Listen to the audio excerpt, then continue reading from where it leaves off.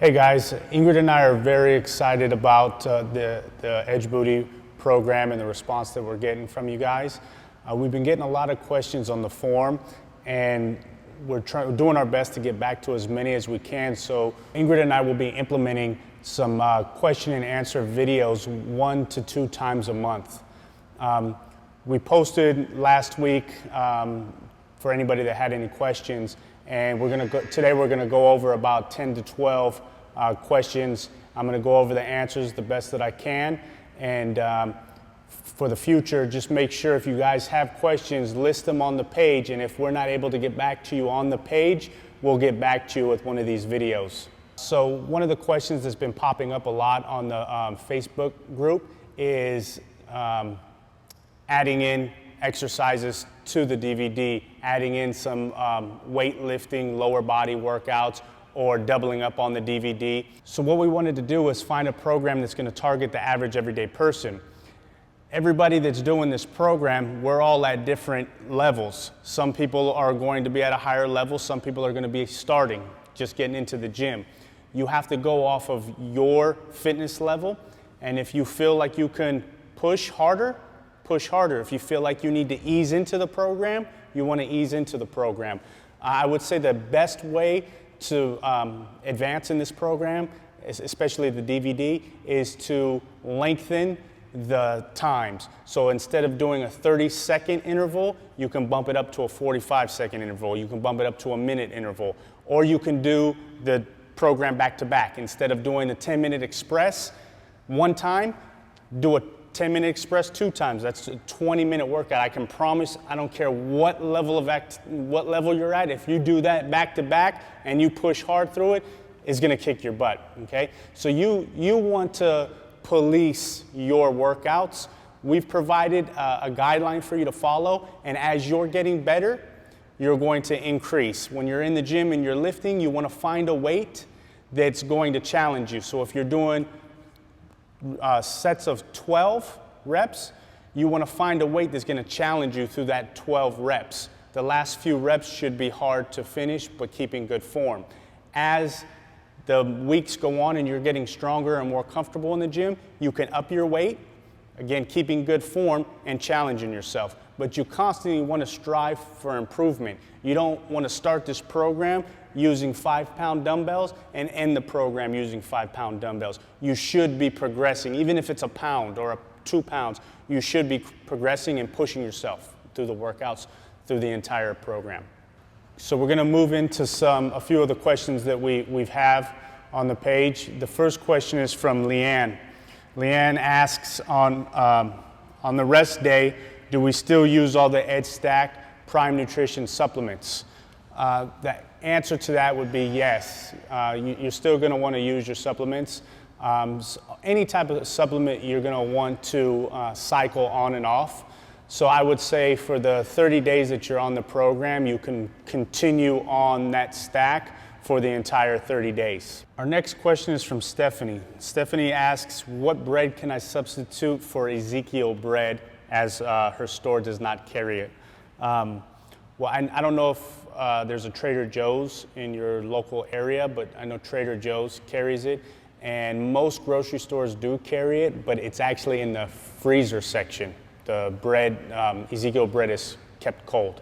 So maybe try that, try Trader Joe's. If not, another healthy option is Udi's bread. It's UDI. It's a gluten-free bread. It's pretty healthy and it actually tastes pretty good. And then you have your last option, which is not as great of an option, but it's a decent option for a bread. It's called Milton's bread, and they carry that pretty much everywhere. Next question is from Pam. She wants to know if there's a supplement to the grapefruit. I would say any type of fruit. You can do pineapple, you can have a banana, anything like that would be fine. Your next question is from, I hope I'm saying the name right, Parit. How often is it okay to do HIIT? That's going to vary from person to person. It depends on, the program is designed to target the masses. So depending on what your goals are and what you're trying to accomplish, if you're trying to lose a little bit more body fat percentage and lose a little bit more weight, then you'd want to do HIIT more often. If your goal isn't to lose as much weight and lose as much body fat and to build a little bit more muscle, you don't need to do HIIT as often. So I would say on average, you probably want to do about 3 to 4 days a week of HIIT. Next question is from Becky. Can we use glutamine supplements instead of the powdered stuff? So I'm assuming that you're saying the glutamine, instead of using the glutamine in a powder form, can you use it in a pill form? I'm guessing that's what the question is. And if that's the question, yes, you can use any way you want it. Some people prefer powder form, some people prefer pill form. As long as you're getting it in, I think it's fine. Next question is from Rosa. On the rest days, does our meal program change? No, you still want to consume. You don't have to have your pre and post-workout meals like in order. You can move your meals around a little bit more freely because you're not fitting it around a workout. But other than that, you still want to consume those calories because your body is still working and your metabolism should be working more efficiently. So you still want to feed your body. Next question is from Kristen. Can we use the flavored rice cakes instead of plain? Yes, you can. Next question is from Yvette. What is the reason for the restricted sodium intake? I don't know if the program is necessarily restricted in sodium. It's lower in sodium. If you're consuming a large amount of sodium or a higher level of sodium, like adding salt onto your foods and using spices and things like that that have a lot of sodium in it, you're going to retain water. Most people are holding on to, I'd say the average person is holding on to an excess of about 8 to 10 pounds of water on any given day. If you just simply cut back on your sodium intake a little bit, you're going to lose weight because you're going to drop in water weight. You're still consuming sodium. Anything that you're eating, if you're eating chicken, if you're eating ground turkey, if you're eating any of those things, it has natural sodium in it. So it's not that you're consuming no sodium. Next question is from Audrey. If we do cardio in the morning and upper body / booty in the afternoon, does that mean 2 pre and post workout meals, or do we have to do everything at once? No, it's actually better to break up your cardio and your workouts, your lifting sessions. Ideally, if it doesn't fit into your schedule, then you can combine them. But if you can't split it up into a cardio session and a lifting session, that's going to be more beneficial.